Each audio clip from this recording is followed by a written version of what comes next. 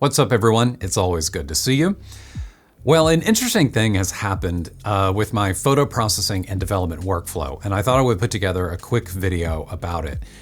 After many years of using Adobe Lightroom, both as a photographer and, believe it or not, as a software developer and designer, because back in the day I used to make plugins for Lightroom, I have moved nearly all of my raw photo processing out of Lightroom and over to a different program.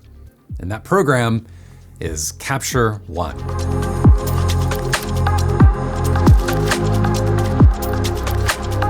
Now, to explain why I switched from Lightroom to Capture One, I'd like to share with you an analogy.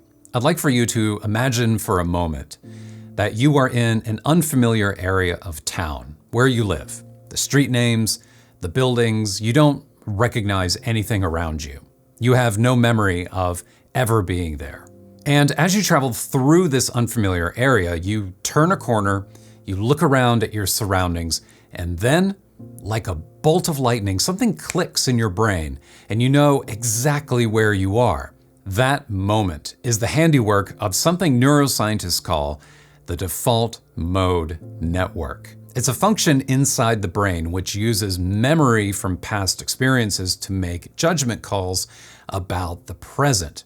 It's one of those old survival mechanisms that's just baked into our DNA. Whenever this has happened to me and my brain has just momentarily failed to recognize something I've seen many times before, I've always wanted to turn the clock back and live in that brief moment of ambiguity just a little bit longer.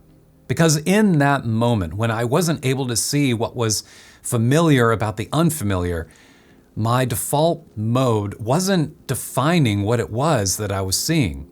In that moment, I was seeing with my eyes instead of my mind. As helpful as our default mode may be when getting lost and you're trying to find your way home, it also blocks our ability to be creative. Because behind the scenes, we are quietly being encouraged to stick with what's familiar, comfortable, and predictable. We may also become more static and cautious with our creative work, relying more on memory and past experience instead of trying our hand at something new. This is ultimately what led me to downloading a trial of Capture One, because I was curious to see what it would be like re-editing old raw photos just to see how Capture One and Lightroom were different and how it felt to view the familiar through the unfamiliar. To, in a sense, trick my default mode into thinking that this was a new image I'd only captured yesterday instead of an image that I had captured 2 years ago. To, forget for a moment, about all of my old Lightroom presets. To experiment with similar yet different editing tools and to see where that journey would take me. And so I opened another raw file and then another and then another one after that. And before I knew it, I was editing a bunch of raw images, old raw images that, I shot, quite a while ago. And I was feeling this renewed sense of creativity and inspiration because I was no longer in that default mode state of mind that, now I think I understand that I was in when I was in Lightroom. Because in Lightroom, I would import something, I would apply, basically one of the same presets that I've been using for a while. I would then go through and tweak it, and everything just felt very procedural and operational. And on top of that, there was just the weight and the history and the muscle memory and everything that I had invested in that program for so long. And to clarify, it's not the fault of Lightroom. It's not because there was missing features or something that was lacking in it or anything like that. It was just the fact that in Lightroom, I had just built up so much history with the app. Capture One won't magically make me or you a better photographer any more than Lightroom, Photoshop, or any other photo app will. But for me at least, switching up my environment and learning a new instrument has been so worth it. Because my approach has actually now changed quite a lot over the past couple of months. I'm revisiting old photos from the past, forgetting about how I originally processed them, and I'm using Capture One as a means to intentionally forge a new path forward that's no longer connected to the past. So far, I'm discovering some interesting things about how I'm approaching and processing my photos now using Capture One compared to just a few months ago when I was using Lightroom.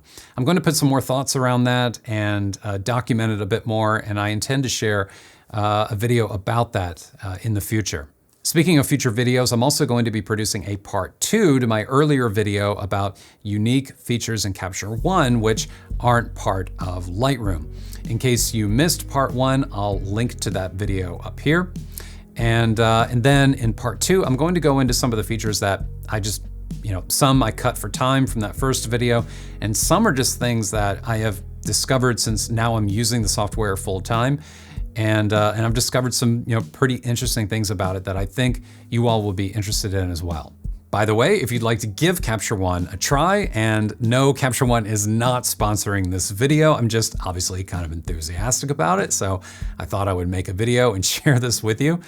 To give Capture One a try, you can do so absolutely free for 30 days with no credit card required. Just open the video description below and you will see a trial link down there for both the Mac and Windows version of Capture One.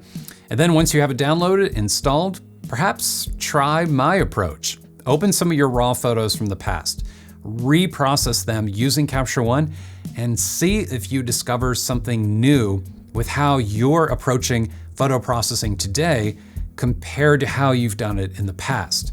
And with the current state of the world, I don't think there's ever been a better time to try something new. Thanks so much for being here, everyone. If you enjoyed the video, please remember to give it a thumbs up and to also hit subscribe if you would like to keep in touch in the future. If this is your first time on my channel, I make videos about landscape photography, I do product reviews, and I also do photo processing tutorials as well. And if all those things are things that you're into, then subscribe below and keep in touch so you can be notified of future videos as they come out. Be well, be safe, and I'll see you next time.